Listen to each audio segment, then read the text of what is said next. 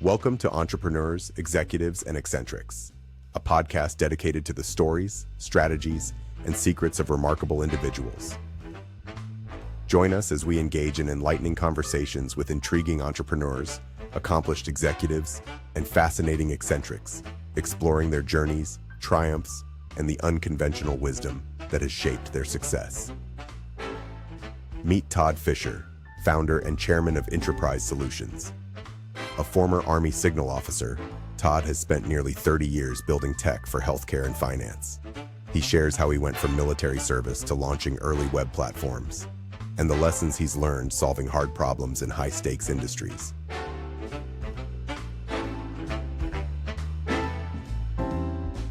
Hello, Todd. Tell me who you are and what you do.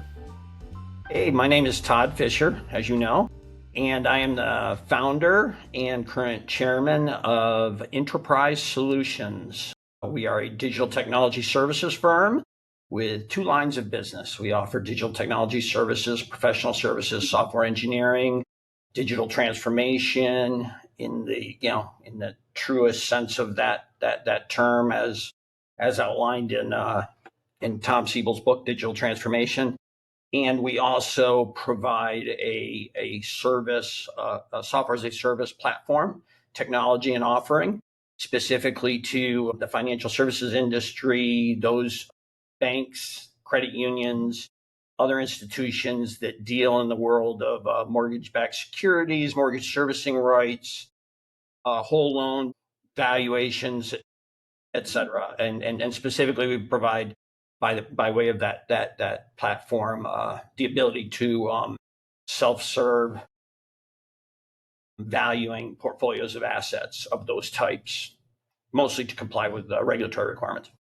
So how did you get here? So I know that you spent some time in the military, you get out, and then what is that bridge between getting out of the military and then basically starting your first company?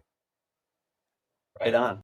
Yes, it's kind of a weird connection, right, from a gigantic thing, the Department of Defense and Special Operations Command, to being a sole entrepreneur starting in 1997.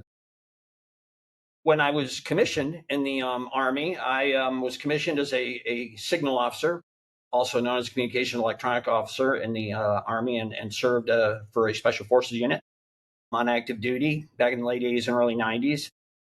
That was quite a jolt to my academic experience to date, because I graduated with a Bachelor of Arts degree in economics. I'm a big liberal arts fan. I'm a big understanding human behavior person.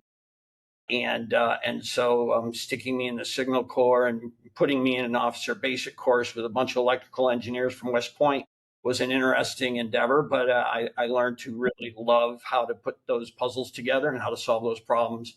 And as the military tends to do to young officers and enlisted, they put you in positions of a lot of responsibility and say, figure it out. We'll guide you when you need guidance, but figure it out. And I turned out to be pretty good at that, and learned a lot, was taught a lot by the folks that I was gifted to work with. So when I entered the private sector, I found it interesting. I was kind of treated like a young 20-something when I was, but I hadn't been treated that way previously. And also, I'm a very curious person, and as it turned out, a few years after entering the private sector, I was working for Shearing Plow Research Institute, which is now part of Merck, a life sciences company. And at that time, that was in 1995, 96, we were just starting to see, I believe, if I'm not mistaken, that was around the time Amazon, Google, everybody started. We were starting to see a lot of business applications make their way onto the internet, with the common user interface being a web browser, a standard web browser. And so I had the idea, having worked previously for a health information technology company that sold electronic medical records, image-based medical records at the time, document imaging.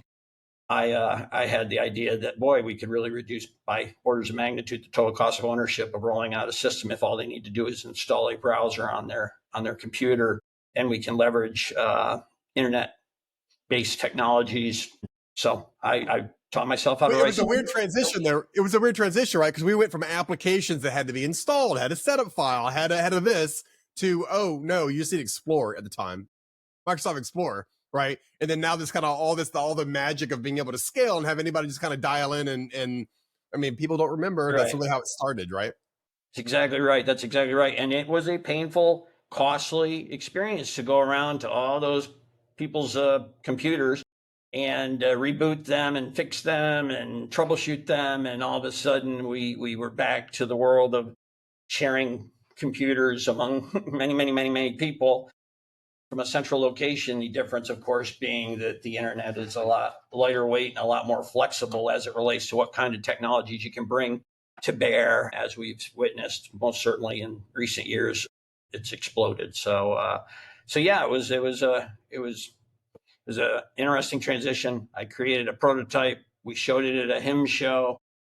It was a hit.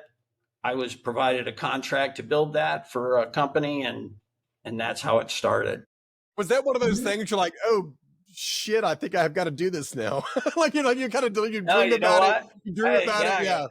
Yeah. Honestly, for me, boy, oh boy, the contract, for confidentiality and just for sheer basic reasons, I won't share the size of the contract. But at the time, to me, it's like, wow, this is a big contract. I can go out on my own. In hindsight, I know what I know now. I was like, holy cow, did I step on thin ice? But it was. I was excited to do it.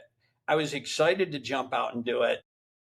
I will tell you, one of the lessons that I have learned over all these years is luck plays a gigantic role in the success of any business person who's successful, but particularly, those of us that are entrepreneurs that, are taking risk and going out on our own. There years ago, I used to think, wow, I'm all this in a, bag of potato chips, but now I realize, no. There's a lot of forces out there. But so the luck is a function of timing, right? I believe that, luck is like, when people say luck, it's like, oh, well, it's just this, it's this very random thing. And ultimately, it's just basically, it's the right place at the right time. It all comes down to the timing is 99.9% of it, right? Right. And you were at the right place at the right time. The one person, or the person that convinced the DoD or whoever you sold this to, right, that you were the right person to do this medical records or whatever it was at the right, at that particular time. Because a year later, may have been a million providers out there. You would have never had a chance. A year earlier, they were like, no, this is all done in EXEs. We want this on a Windows install disk or whatever. Right. Oh yeah. Security. Oh my God, what are we going to do? Yes, absolutely right. And I think it was Louis Pasteur said, fortune favors the prepared mind. Was my mind prepared? I was prepared to take a chance because I found it interesting. I wanted to do it. I like creating things. I like teaching myself how to do new things. I had been teaching myself how to be a signal officer the entire time I was in the military on active duty. And so it was a continuation of that mindset. And certainly you're absolutely right. Timing, serendipity. I was in the right place, right time, with the right curious question and the right desire to learn the right things, and it took off from there. So it sounds like, okay, so you start with this one project / product, right? And then it just feels like you're the kind of human that sees the opportunity. You kind of train up your staff here, then you go on to the next thing. Is that kind of how you got here? It is. We from there, I and reference and referrals and networking individuals I knew. We moved Intraprise. I was very fortunate to be introduced early on. My brother had been in the Air Force, and he's only 18 months younger than I am, and he actually was in the business with me for decades, until just a year and a half or so ago. He was in the Air Force, and he was launching rockets out of Vandenberg about the same time I was serving with the First Special Force Group, and so he was connected to a lot of folks that were in the space industry, and they happened to all be engineers, and many of them were software engineers.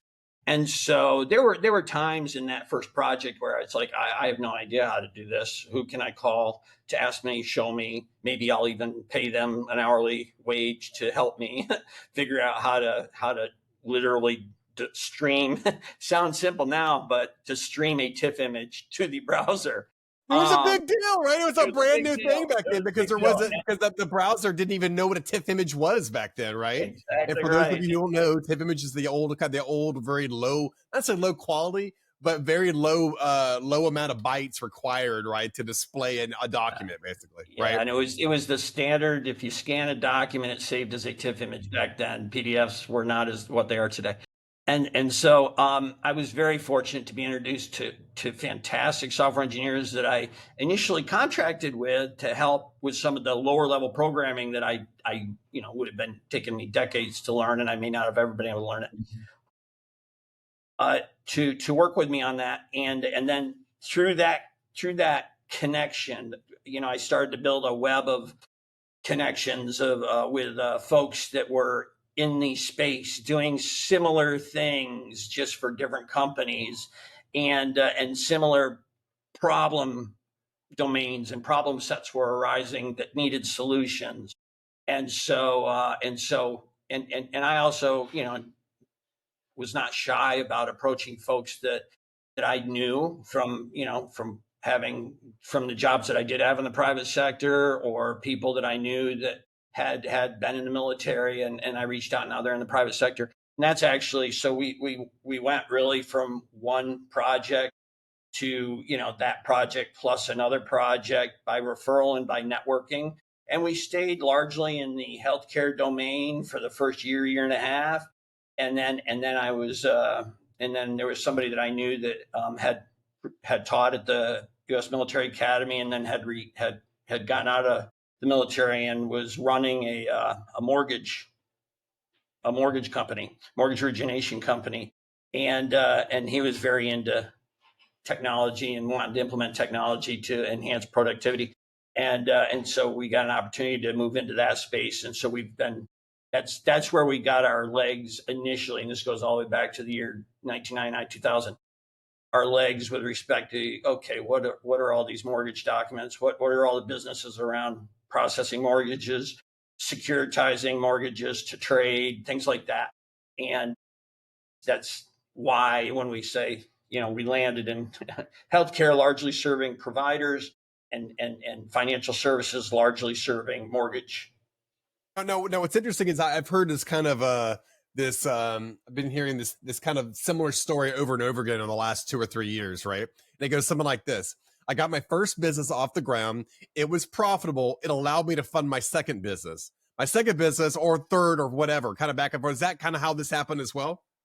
Yes, in spades. In fact, Intraprise Solutions since 1997 has proved to be an incubator of new businesses.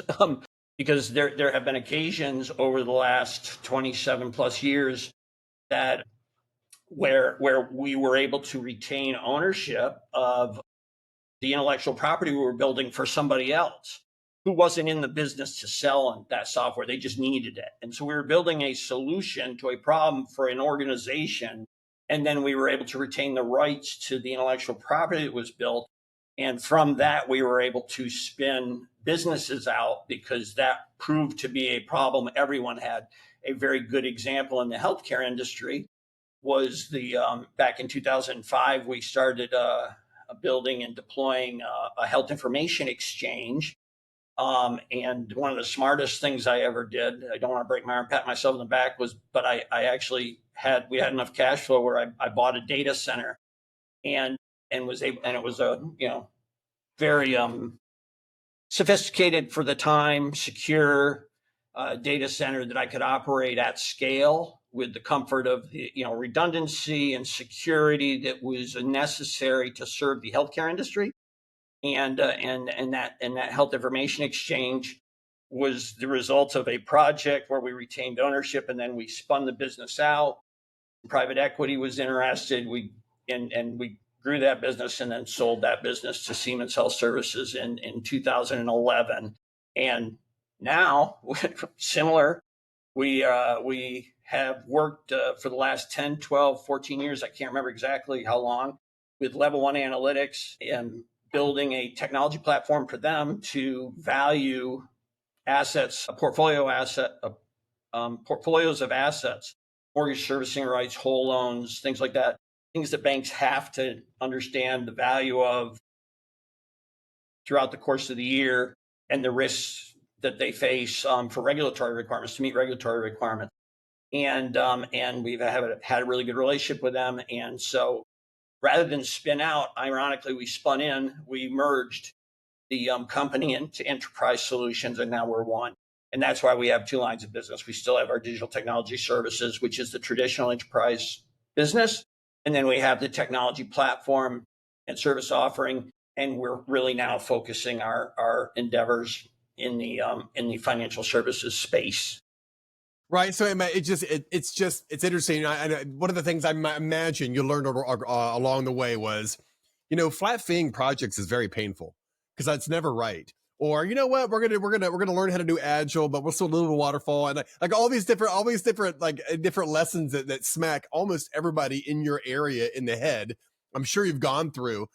Can you think of a handful that you could share with people who maybe are just kind of starting their first consulting gig or their first? Because when you think about it, you're obviously a hybrid. You're in the service industry, but you're building solutions for this space, that space. What were the kind of the 5 lessons you learned, or multiple, right, along the way?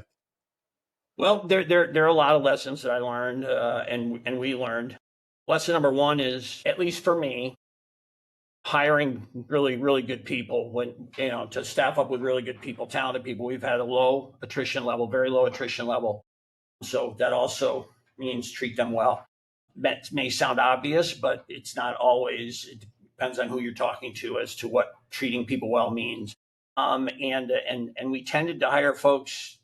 We hired quite a bit from the military, actually. We had a number of veterans, still have a number of veterans that work for us over the years. They just had this is going to sound cliche, they had a can-do attitude, and it wasn't, there was never like, I don't know if I can do this. It was, okay, how are we going to do this and do this effectively? That said, we had a lot of learning on the job. We did do a lot of learning on the job. Our customers have historically been very, very happy with the work we did, but we did a lot of learning on the job. So, a lot of folks, you'd go in their shops, say, I want this methodology followed. And it just would be like, you got to be kidding me. The cost to do it that way is going to be $1 gazillion. Well, we'll just slightly go to DoD, right? Something like 80 or 90% of all DoD software projects were failing, right? And it was all this waterfall. And there was at one point, I want to say it was like 15 years ago, they're like, no more waterfall. We're doing agile and agile only. If your contract doesn't include for this, don't even bother applying for it. And it's just along the way, you were having these weird mandates where like the Army was doing this or Pentagon was doing that. And at the very minimum, it feels like they're doing like agile fall, a little bit of over pre-planning and whatever. There's a lot of hybrid, and I learned that too. Is you gain the trust appropriately by doing great work and being a good partner. You gain the trust of your client, and then you make some recommendations as to, we can keep the quality where you need to be. We can make sure that things are documented, but let's maybe build a hybrid approach here, and take a, what do you call it, agile fall. That's a great way to put it. And there's not only one right way to solve for these problems. And that was a lesson. That was certainly an important lesson that I learned. Hiring well. I was very fortunate, and also learned how valuable that is. And Lord knows I've made plenty of mistakes as well, but maybe we'll go to those later. But those lessons, and then the other, just from pure business, if you're starting a new business, and you want to understand, and you came out of an MBA program or something, and you're thinking about gross margins, et cetera. The fact of the matter is, one, we've always focused on the digital technology services side. We focused on solutions. We explicitly say, if you're looking for body shop, that's not us. We don't. That's not what we do. It's not that we think it's bad. It's just not economically viable for the level of sophisticated engineers and whatnot that we have in our business. That said, still, dollars for hours or even fixed price engagements to meet milestones, et cetera, that only scales so much. And so, there's a reason why we've spun out software as a service businesses, and we've retained ownership of certain technology platforms that we saw potential in.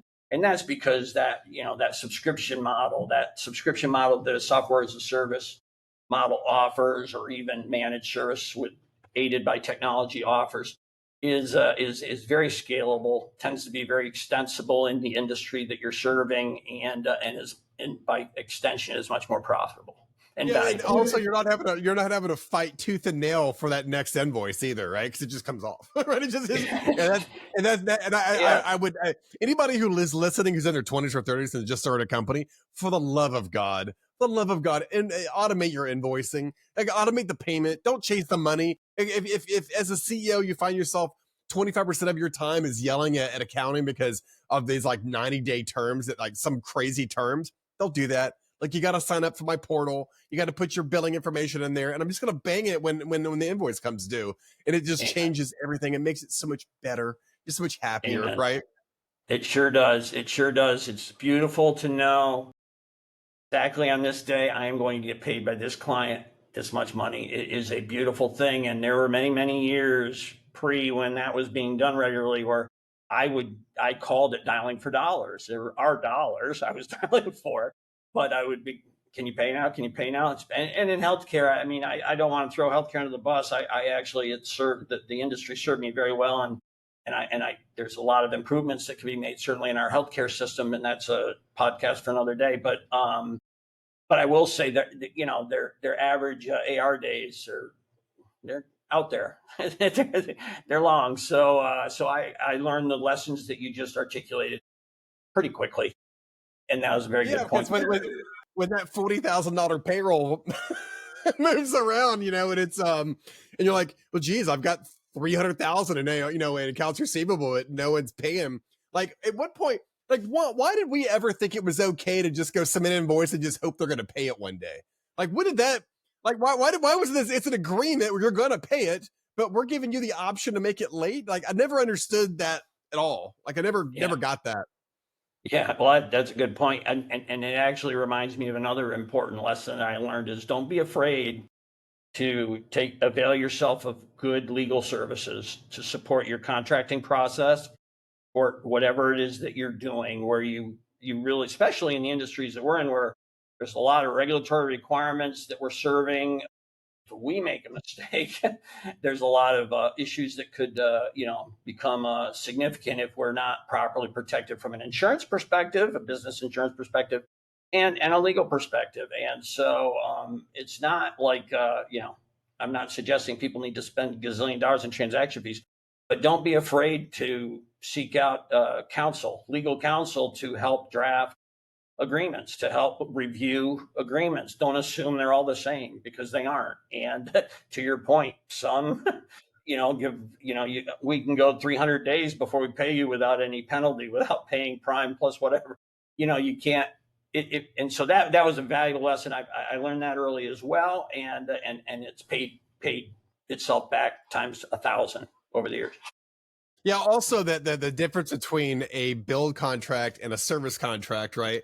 And the ability to go, okay, well, we're going to charge you X amount of dollars to go build this thing, and then we're going to charge you a different completely thing that's due monthly every 30 days, right? That's gonna, or prepay, right, even that to actually service the thing needs to be, and I'm sure, are you doing MSAs and SOWs? Yes. Okay, so for those who don't know, an MSA, a master service agreement, is how we do business, and SOW is actually what we're executing on, right? And that's literally that. I believe that was birthed in the software industry or the engineering industry, and I've carried that. But think about it now. If you need an SOW2, well, it's only like a one pager because terms are already agreed upon on the MSA. 3, 4, 5, 6, 7. Things become so much easier. You're not having to read 30 pages of documents, just like a handful of pages, and boom, there's your new SOW. Yeah, and I've moved that all the way into every other industry that I'm in, right? It's not just software anymore. Yeah, it's a model that works, and you can streamline it, and you streamline it by streamlining the relationship between the MSA and the SOW, and the flow through terms. And then if there is a contradiction in terms between the SOW and the MSA, what carries the day, just being clear about that. And once that's all set, it's just, now it's like a work order is the equivalent of a purchase order. It's just boom, boom, boom, boom. Yeah, because they're not having to spend $500 an hour to go read your damn contract, right? Because they've already agreed to the MSA.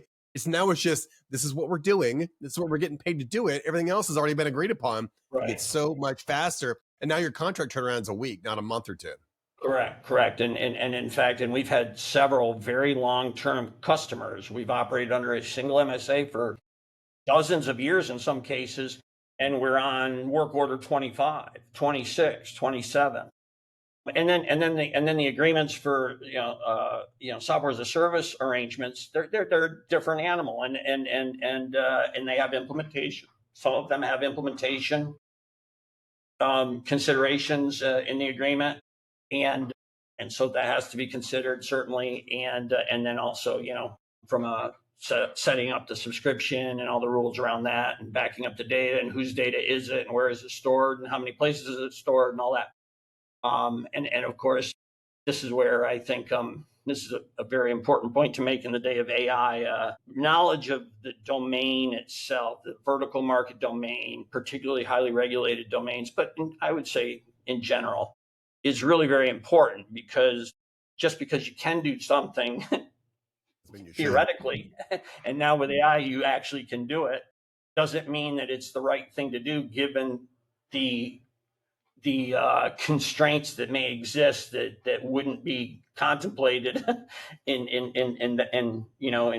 any particular deployment of artificial intelligence to support the development of a system. And so you have to consider those things as well. And so we've learned all those lessons. They're very valuable lessons, and I think that's why we've been able to successfully keep a line of business that delivers sophisticated digital technology services and also provide high levels of service with software as a service, because we're staying in our knowledge domains. We're staying in those vertical markets that we have been in for now 27 years, 26 years, I think it's 27 years for healthcare and 25 and a half or so for financial services in the business of cracking data tapes into a database and then valuing portfolios based on certain algorithms and models. Wait a minute. So when you say data tapes into databases, are you saying that you're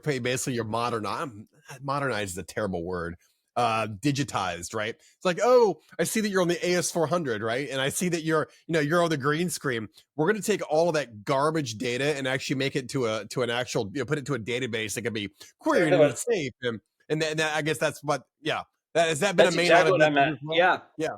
Back in the day, we called it tape cracking, because they would give you a tape, and we would take that data that was on the tape or the disk or whatever it was, and we would process that, transform the data, normalize the data, get it put away in a database in a way that would allow for the system to scale.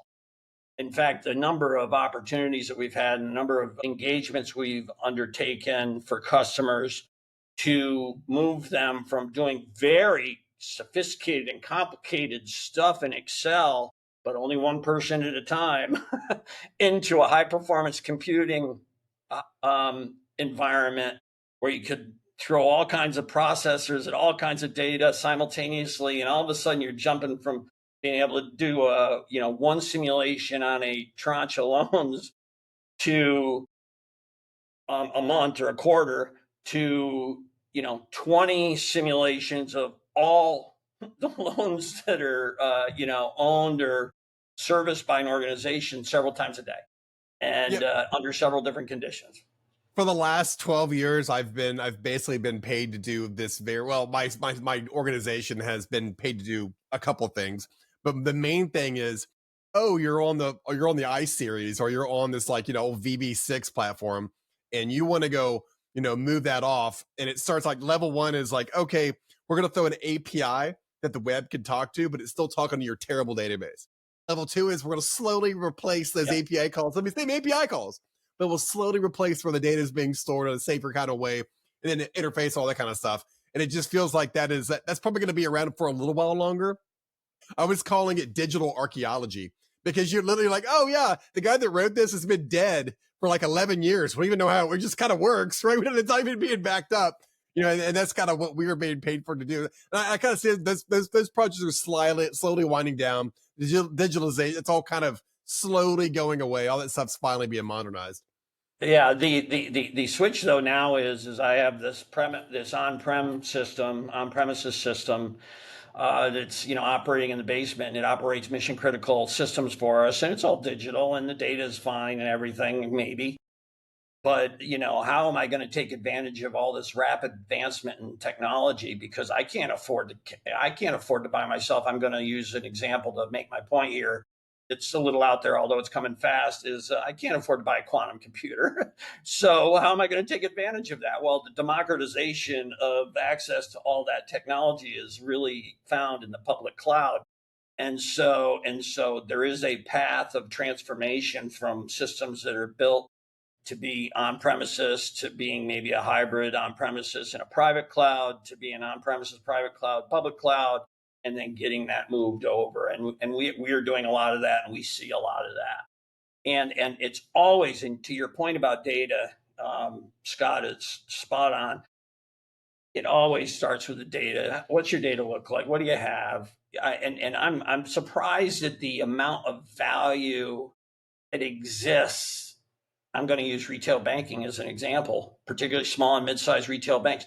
They're sitting on a mountain of value in the data that they have, because they've been operating for years in communities, and honestly, they have a ton of very valuable data, and it just needs to undergo a process to be able to understand what you have, clean it to the extent that it needs to be cleaned, organize it, and leverage the heck out of it. Data as an asset carried on a balance sheet is not something that you only kind of dream about. I don't believe many people, if any, do that right now, except the likes of big tech. But most organizations would be able to do that, depending on what what their business is. Retail banks, with respect to their consumers, certainly would make sense. Yeah, I years ago I read something. One of the architects over at Google wrote a book, and it went something along the lines of, "We save everything because we don't know how valuable it is. It may not be valuable now, but one day it could be. It could actually, if we go monetize it somehow."